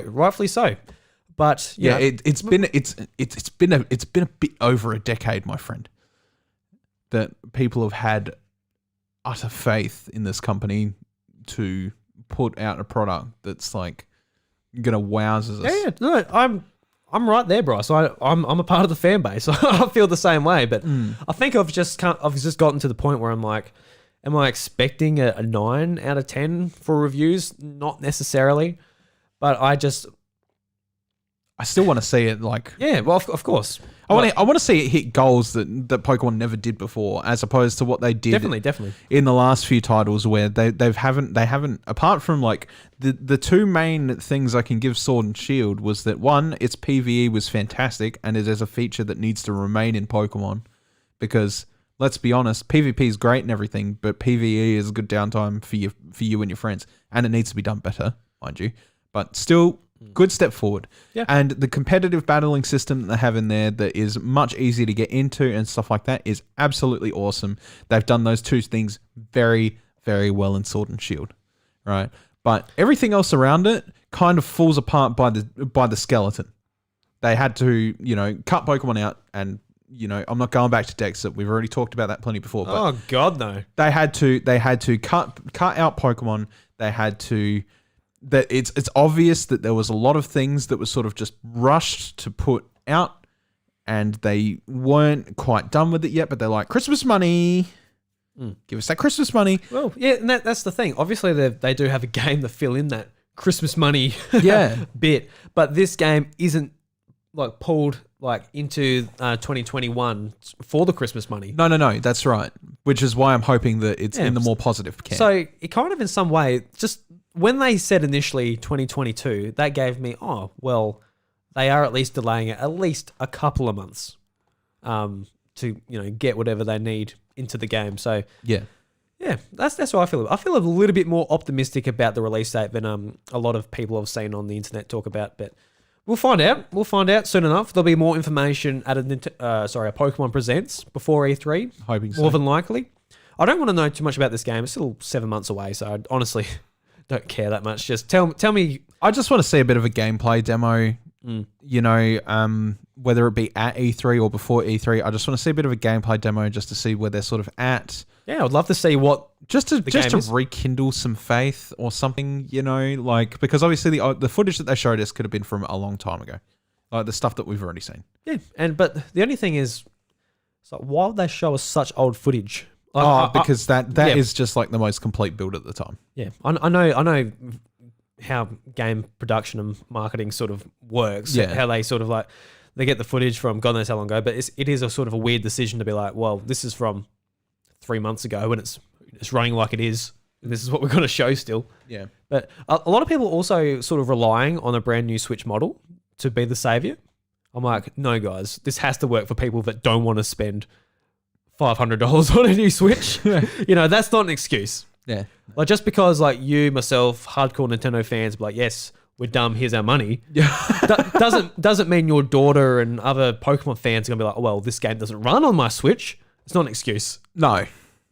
So, yeah, don't rely on a Switch Pro to be like, we announced it. And guess what? That Pokemon game we revealed, it works a lot better. Yeah. It's like, yeah. Like, don't get me wrong. It's an open world game. It is going to work better on a better hardware. Yeah, that's right. But is it going to be like the difference between unplayable and better? Like, there's got to be more or less, better. You see a Mulga, just like, instead of just like 2 frames a second, you actually see it animated. Like, oh, wow, they actually animated it. I wouldn't have known if I just played it on my normal Switch. Yeah, exactly my point. That's exactly right. And that's where it gets concerning. Yeah. Oh, well. Yeah, no, looking forward to it. Pray. What? Pray. Oh, pray. I thought you said, hey, I'll just move my drink. You're like, hey. I'm like, oh. I was drinking that. Yeah. So excited to see more. We're going to have so much more information about Pokemon and Nintendo Switch Pro and all of this stuff coming up soon. Yeah. But moving into the last portion of our news, just quickly, Monster Hunter Rise has now shipped over 7 million copies worldwide. Congratulations to Capcom. Chef kiss. That is an amazing accomplishment. It's becoming almost one of their highest selling games of all time. Obviously, it could beat it. Hey, it could beat World, and World's only just become its highest selling. Yeah, and it's on several platforms at the moment. In fact, by the time it's out on PC, it probably will sell more than World. Yeah, and obviously that's off of the backbone of of World being so popular. Yeah. But yeah, amazing accomplishment. It's just like, it's huge. Just never do that accent again. No. This is a funny little tidbit that happened during the week. I completely missed it, but apparently the Horror Warriors Age of Calamity expansion pass went up, and there was actually an exploit in the eShop on the European store where you could actually just claim it for free. Oh. So it has been taken down, but you could just go on and get it for free, which was just pretty crazy. I just read it when I was sort of getting the news together for this show, and I'm like, oh wow, I should have. Wish I claimed that. Yeah. Wish I knew about it. All right. So let's move on to some soccer guy news. So, Super Smash Bros. Director Masahiro Sakurai says that he likes the idea of early retirement. Soccer guy. This comes from Nintendo Life, and this is a story that went around the internet saying, "Oh, Sakurai said he's going to retire after Smash Brothers DLC." Everyone's getting a bit antsy, but turns out that's not what he said. Not what he said. Yeah. He said something similar, but he didn't say that. So this is an update from Nintendo Life And they say, we now have translation of Sakurai's full column thanks to Cody Non-Colo and Safazon offering a clearer picture of the context surrounding his comments. So, surrounding the summary of Sakurai's own words, he writes, he was unable to... I'm going to have to start this again. I'm mixing up my words with you, Bryce. Oh, no. Sorry, Bryce. That sounds like Drew. Sounds like Drew. Classic Drew. Classic Drew, my God. All right, start again. Sharing a summary of Sakurai's own words, Cody writes, he was unable to stop working long enough to let his thoughts percolate in his time off. He doesn't want to keep working forever after he's older. He says that honestly, if he had a little more free time, he thinks his days would be more fun. He likes the idea of early retirement. Saffron adds, Sakurai says that while the experiences people create can last forever, personal work will always come at an end someday. As long as he works, he will do the best to entertain people. He says that society is built upon such experiences, regardless of the medium and genre. As long as he can continue to create new experiences, he will. Even if he's busy, he believes that it's best to push on and do as much as you can. He does, however, express doubt whether the feeling is best suited for the times. So that was from his Famitsu column. And the actual quote itself was, everything that has a beginning has an ending. The article about taking a break from game development during Golden Week and thinking about growing old and longing to retire. Quote, I feel that while I can still work, it is best to keep myself busy and give it all my all while being patient. I am thinking of ending this column a while after releasing all the DLC for Super Smash Bros. Special within the year. In any case, I won't be retiring from the game industry completely, though. So, yeah, end quote. So, it seems like he's interested in sort of ending his sort of write-up on the Famitsu articles he does each month. And I find them really interesting because there's always some little news tidbit that comes out of his columns. Yeah. So it'll be disappointing, but it's not what the initial news was, that it wasn't translated fully and people saying, oh, he's retiring. Yeah, that's right. Yeah. And it's funny because even when people believed it, they're just like, yeah, whatever, Sakurai. You've said this a million times. Yeah, exactly. You're forced back into it time and time again. Halawada, bless his dear heart, was just like, so can you work on a Smash Bros game after he already announced? What a dog move. It's a bit like me being like, hey, Bryce, can you, I don't know, record a podcast? Like, oh, well, I've already announced it. I think, yeah. I've already announced it. I think they're already good friends there, and they know that it was going to happen anyway. So it was sort of just like, yeah, all right, okay, yeah. But he just pushed it a little bit more. It's like, oh, and it's on 3DS. So it's like, oh, fuck, really? Yeah, he's like, God damn it, I don't want to develop for a handheld, damn it. Got to make two of them. Thank God they did, because the 3DS one actually sold. Yeah, it did. Yeah, actually did all right. But still a comment to question of like, how much did it take away from the Wii U sales? Who knows? Could have taken away a bit because people were like, I'm not buying that Wii U trash. I'll just play Smash on my 3DS instead. Yeah, well, if you're doing that, well, good for you, I guess. I personally really wanted to play it more on the TV. But if you're like, I'm good with this little dual screen system, then there are some people that were, so it could have taken away from Wii U sales. Could have. Could have. While we're talking about disparity between the like home console and handheld market, yeah. God, that was a well-made game for 3DS. 60 frames a second. It just so flawless. Yeah, it slapped. It was a good slapped. game. It was a fucking good Smash game, for 3DS slaps. Yeah, you hear it Super here. slapped, brothers. It did slap. All right. So, moving on to one of our last stories from Nintendo enthusiasts, Super Smash Bros. Ultimate Splatoon 2 and Mario Kart 8 Deluxe now varsity sports now? Yeah. Varsity sports at some high schools. So Yeah, this is pretty cool. It's pretty interesting, this. Yeah. So reading the article, what do football and Super Smash Bros. Ultimate, Mario Kart Deluxe, and Splatoon 2 all have in common?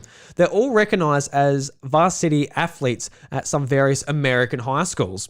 Though the newly announced partnership between Nintendo and Play vs.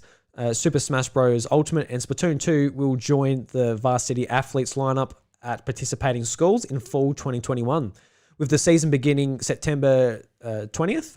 And Mario Kart 8 Deluxe joining the fray for the spring 2022 high school season. The facility participation in various leagues, Nintendo will provide a Switch, a 12-month Nintendo Switch Online membership, a copy of either Super Smash Bros. Ultimate or Splatoon 2 to 3,000 selected schools, jump-starting the varsity esports teams. Nintendo are inviting interested potential coaches to register their schools for a waiting list at this link, which you can't click on because you just heard it. Mm-hmm. According to comments from Bill Trinan of Nintendo's America Senior Director of Product Marketing, good old Bill Trinan, Billy boy. Nintendo views the partnership with Play vs as a key way in expanding its role in the competitive gaming scene, and for us makes sense to see Super Smash Bros. Ultimate and Splatoon 2 there. Though I'm not too sure about the competitive variability of Mario Kart 8 Deluxe as an esport. That's a good point. Yeah. Participating schools will be able to facilitate competitions with other teams across the country. The exact logistics of the team's operations are not totally clear yet. We're not sure how something like the team-based Splatoon 2 will work for schools that only receive a single Switch, for example. We'll have to wait to see how that plays out. So this was a really interesting bit of news. This is the when I had Nintendo America as for notifications set on, waiting for Switch Pro news. It was like 11 o'clock or 10 o'clock. I'm like, oh, there it is! Like, go to my Twitter, click on it. It's like, oh, that's still cool news though. Not the news I wanted. It's not new products I can buy, but I guess having kids' opportunities to join esports is a good thing too. No, but this is so cool. If this was a part of like our school curriculum, where we could represent our school in playing Smash, Splatoon 2, whatever Nintendo title you enjoy, I think that'd be awesome. Because at lunchtimes, my year 12 was like, I'm going to the library and I'm playing Smash Brothers with my nerdy friends. And like, you know, we'll go there, we'll have nosebleeds and pick our noses all day. We're just big nerds. Big nerds. Just fogging up our glasses, and God, I don't wear glasses, but God, my glasses the day will foggy. you get glasses, man. Yeah, God forbid. God forbid. I'll get them eventually, but both my parents have them. So. Yeah, that's right. Yeah. You're gonna go blind. And you play video games, man. It's gonna be even worse for you. Oh no. Just take it from the expert. The glasses expert. You'll be taping up your arms in no time. Anyway, yes. No. Very, very awesome. This is really hard to do. There we go. Very, very awesome. It's good to see that, like, it's not even just like past that point of like, oh, it's a sport. Like, forget the sport, right? Forget the fact it's being labeled as a varsity sport. The fact that it's inlaying more into people's passions in playing video games, which is fantastic, right? Because that's how sport started out. It started out as a passion for something, right? And this is no different. A passion for balls. Yes, that's right. A passion for ball games. You know, passion for balls. Anyway, my point being is that it is a passion that people want to pursue, and they want to do this kind of thing. Hell, your lovely wife's brother really wanted to get into Fortnite and tried to you know, push like practicing every day and all that stuff as well. It's something that people enjoy, and that's what they want to get into. And it doesn't matter if you're a nerd with a controller or a jock man with a football. You know, you're playing something competitive, and you want to be good at it, and you put the time and effort into what you find your interest in. So fantastic. I think that's a good step forward in a lot of ways. Again, Mario Kart is a little bit confusing, and why you would want to play Splatoon with a single Switch on a varsity team, I have no idea. But otherwise, yeah. Yeah, definitely. If we've got any American listeners who are in high school, make use of this if this comes to your school. If you don't know about it, like go and look it up. Try and get your school interested in it so they can sign up and get some of these switches and get involved in this competition, because you don't get that many opportunities outside of school to do this type of thing. No way. Unless you really push yourself and you make your connections and you travel to games and get involved. I wish I could win an $80 million lottery tomorrow, split you half, and then we can just bum on our asses and play Smash for the rest of our lives. All right? Oh, that sounds right. That'd be fun. Right, but we can't do that. We're adults and we have to do the right thing. So, here we are.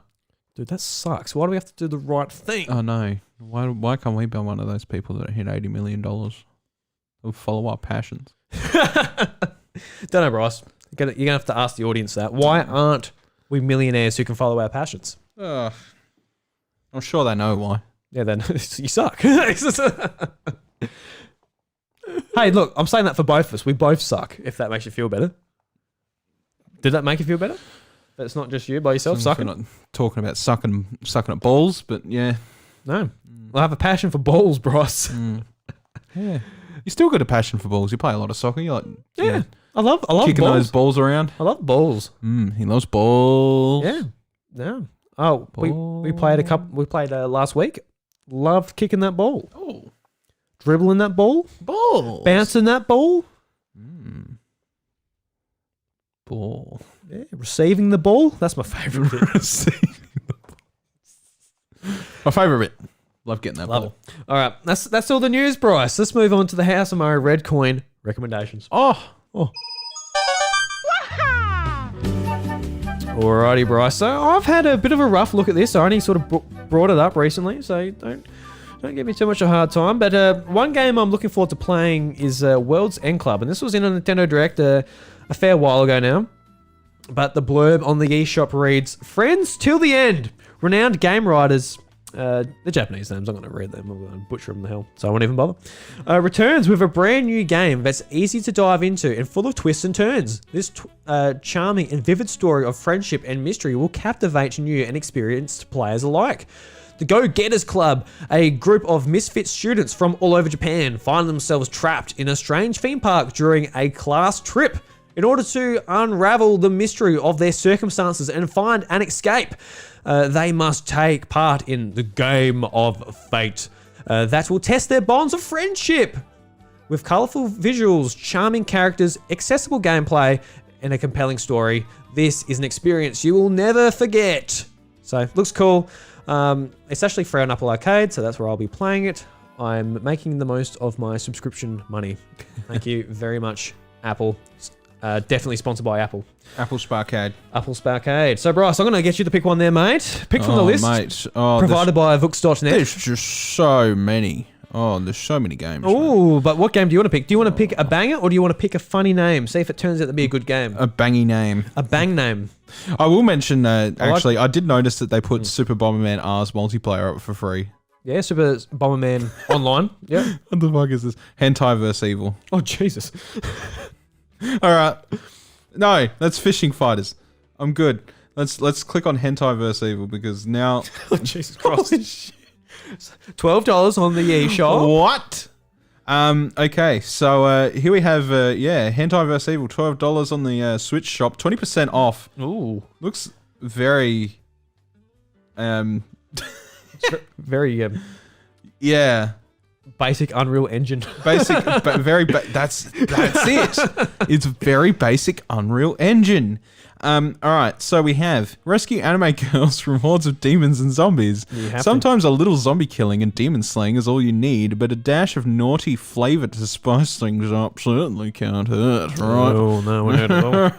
In Hentai vs. Evil, demons have invaded the city, the suburbs, and even the beach, turning the residents into flesh-eating zombies and throwing cute girls into cages.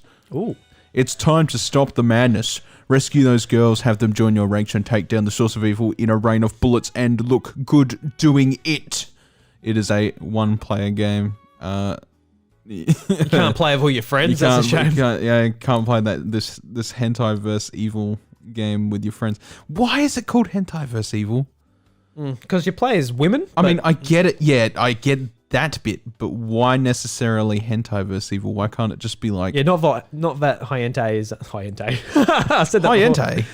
Not that hentai is women only, but Like this just reminds this is a great recommendation to that guy on Twitter that was circulating today saying that Aloy from Horizon Zero Dawn, the brand new game that's coming to PlayStation 5, looks too chubby. looks too masculine. Looks too masculine. Like there's a lot of stuff going around on Reddit that she looks like chubby. I'm like, all right. I was like, that's dumb. Just threw it away. But then it sort of like bubbled up online. I'm like, all right. So you don't want to play Horizon Zero Dawn, a brand new exclusive from Guerrilla Games? Fair enough. Mm-hmm. But you got Hentai vs Evil. Yeah, that's right. Yeah. You can always jump on and get your fix through hentai versus evil. You got pretty women. You got a nice price point, $12. That's not going to break your bank. And you got, but like, just great gameplay. There's surely. There's Surely. there's plenty. There is plenty of games out there that like hit the borderline with just about everything when it comes to that. Senran Kagura is a huge series for that. He'll love that series, that guy on Twitter. Yes, he would. But like, my point is there is a huge. But even Senran Kagura, it is Senran Kagura, and that is the main title of the thing. You don't think much of it. Otherwise, you're like, all right, it's not as blatantly obvious. And then you get into the game, you're like, oh, this is a sexy game. Ooh. But this one is just literally called Hentai vs. Evil. That kind of just spells, hey, this is going to be some terrible shit in here. Not for children's eyes, but they would not allow that shit in the eShop. So That's a good point. Why is Nintendo let a game literally called Hentai vs. Evil? Yeah. Yeah. Oh well. Good on Nintendo. Nintendo says hentai's cool. That's what they said with this eShop listing. That's what they said. Apparently, yeah. It came straight from Miyamoto's mouth. Jesus Christ, there's a whole Senran Kagura game where the whole point of the game is to massage the girls. What was it called? Don't know. Massage Girl Simulator. It come out around the same time as launch, right? Senran Kagura something. All right, so I better actually put this one in there too. So Shin Megami Tensei 3 Nocturne HD Remaster also came out this week. Yes, it did, yeah. So this game looks pretty cool. Are you interested in playing this? Are you going to give the Shin Megami games a go? Maybe when it's cheap. Like, I like Persona. I really like Persona, and like I like the little bits that come with it. But when it comes to Shin Megami, I'm not sure I'm still too invested. A little bit too hardcore. Yeah, it's a little bit further down the line. Yeah, because Persona was a spin-off of Shin Megami at one point. Yeah, which is now and it's got more. It's got like that sort of flavor to it. That's kind of like, yeah. So what begins as a normal day in Tokyo turns out to be anything but. When Conception, an ethereal apocalypse is invoked. The remains of the world are swallowed by chaos as a demonic revolution descends into a broken city. Caught between a battle of gods and demons, the choices you make can bring life, rebirth, or death, and determine who triumphs. This genre-defining, infamously punishing RPG is now back and includes remastered 3D models and backgrounds. Additional difficulty settings for players of all skill levels. Ooh, a nice story difficulty level for Drew, please. Suspend save. Save your progress wherever you need. Yeah, I'm dying today. Voice audio. Choose between Japanese and English VO. So, pretty cool. Pretty cool. 60 or 70 Australian dollars on the eShop. While we're talking about this, Bryce, anything else you want to pick out there, mate? Oh, God, mate. There's just so much. Oh, there's just so much. So much. Like, you got Horse Club Adventures here. That's $60. Oh, Horse Club Adventures, please. Horse Club Adventures. Tell me about Horse Club. Oh, my God. Please. No.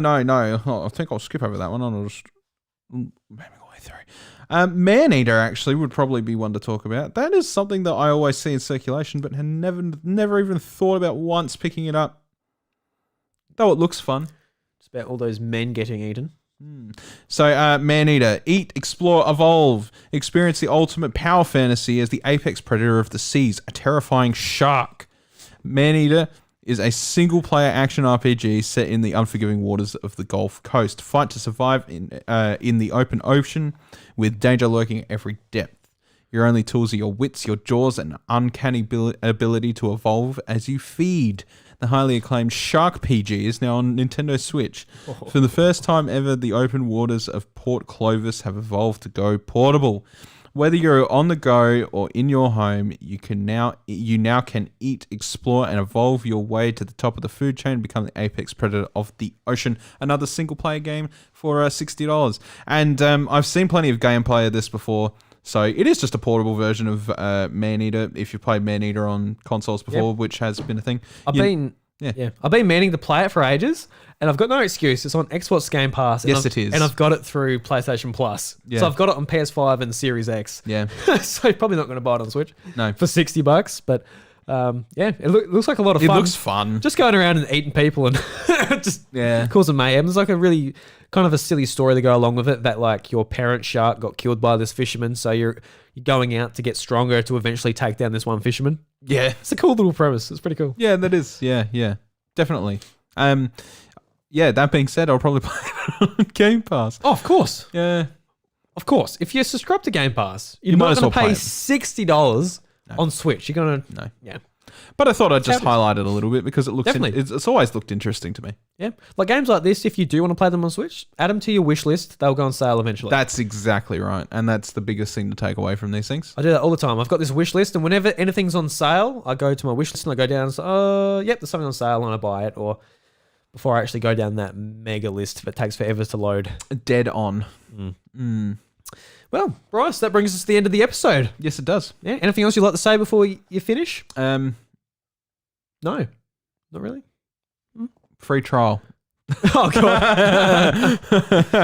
Nah, it's all right. I've said enough. Yeah, you said enough. You had a sponsor quota of at least 25 times. So you said, I think you mentioned about 40 times, actually. Yeah. Final Fantasy 14, free trial. Yeah, see, even he's mentioning it now. 65% off on PlayStation Network. It is. Yeah. Yes, that is very good pricing. Bryce approved. Yes. He plays as a healer. I got no idea what Bryce plays as. I play everything, mate. Oh. At the same time? If I could. If I could, then I would. I would heal, tank, and DPS. Yes. All right, everybody. Thank you very much for listening to the House of Mario, episode 190. If you enjoy the show, for goodness sakes, go and follow us over on Twitter. I'm at Drewby, Bryce is at Ivy Revan. Just go and follow us. Yeah. Because truth is, if you want an update on the show, we'll be updating you on Twitter. If you want to follow us on Facebook, we don't post on Facebook. We hate Facebook. I tried to post on there today. I don't know if it worked. If anyone came from my Facebook tweet in the live chat. Facebook tweet. Oh, God, I'm dying. Yeah. And yes, episode 190. That means we are approaching fastly episode 200. Oh, God, it's so close now. We'll be planning something special for it. Of course, we've been doing a live show, sharing it with a lot of you guys who decide to show up and, of course, listen to podcast services. But we're going to be bringing it forward. So it's going to be, at the moment, it's going to be falling in April sometime. In April, I'm going on my honeymoon. So throughout the course of E3 and doing card battle packs and, just stuff like that, we'll be doing a few episodes a week here and there. So we'll bring it forward a little bit into July, hopefully. So about mid-July or third week into July, we'll hopefully be doing episode 200. And should be a lot of fun. You looking forward to it? Yeah, it should be good. Yeah. Yeah. Speaking of episode 200s, did you watch Scott the Waz's episode 200? I haven't yet, no. Jesus Christ, that's an experience. Yeah, I need to watch. Yeah, I've heard about it, It's a lot of fun. Yeah, it's a lot of fun. I'd love to fucking do something like that, but my God, the effort that must have went into that. I'll watch it tonight. I've been meaning to. Yeah, it's about an hour long. It's really long. That's But sweet. it's fucking cool. Yeah, it's great. Awesome. Yeah. Yeah. All right, guys. Anything else to say? I don't know. Actually, I do want to mention, we haven't been doing Nintendo Jukebox for the last couple of episodes. And the reason, no one seemed to mention it, so no one cares. That's all good. But basically, we're just doing more live streaming on YouTube and stuff. And God forbid those copyright warriors come out and get us. You know what I mean? We should probably make a jingle or something for the end, though, if we're going to, remove it. Yeah. I mean, we could. Just leaving it out on a dead note's probably a little bit. Yeah, no, I'm just like, but maybe I like that. Maybe I like saying just get out and bang. And that's, just shoot him in the kneecaps. Yeah. That's what I'll do right now. Hey guys, thank you very much for listening and get out. Oh, ow. No, thank you very much, guys. Not my bum. See you later. My bum. Don't trip on the way out. Bye-bye. Ow, my bum. No, get out. Get out. My bum. I'm not kicking you out. My bum. Bye-bye.